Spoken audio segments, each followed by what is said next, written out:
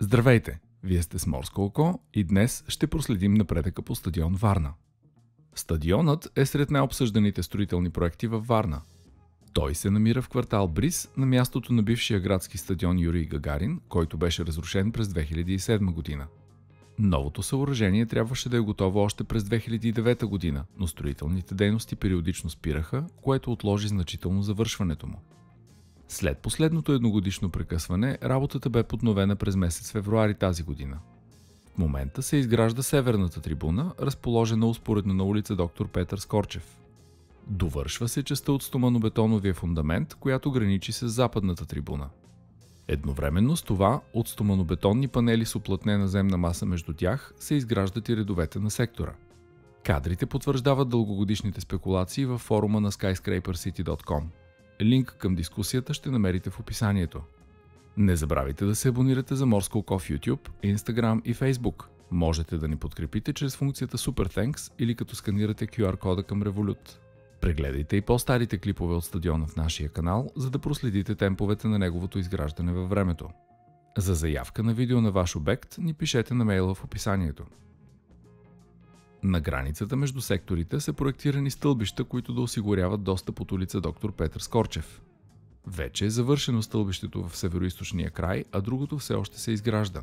Натрупаната с годините земна маса в центъра на бъдещото игрище постепенно се отнема с багери. Стадион Варна отново стана гореща тема след обявеното инвестиционно намерение за изграждане на мини квартал. Концепцията включва площад, спортна зала, жилищни и търговски сгради с офис площи и зона за обществено обслужване. Това събуди значително гражданско недоволство поради опасността от презастрояване на квартал Бриз. Тези планове частично съвпадат с по-ранната концепция, която не е съобразена с съвременните градоустройствени практики.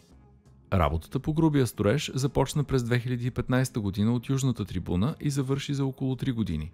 След нея бе завършена западната трибуна през 2023 година и източната през месец май тази година. Строителството бе подновено след увеличаване на капитала на дружеството Спортен комплекс Варна АД с 85 милиона лева. От тях 55 милиона са внесени от мажоритарния акционер Химимпорт АД, а останалите 30 милиона са осигурени от Министерски съвет. По проект съоръжението е замислено като мултифункционален комплекс по съвременните стандарти на УЕФА за стадион от категория 4. Той ще разполага с над 22 000 седящи места и триетажен подземен паркинг. На второ ниво ще има президентска и бизнес ложа, офиси и конферентни зали, фитнес зали и съблекални. На трето ниво са предвидени заведения за хранене. Фитнес център с размер 800 квадратни метра ще заема четвъртото ниво. Първоначалният проект предвиждаше козирки на всички сектори, но по неофициална информация само двете големи трибуни ще бъдат покрити.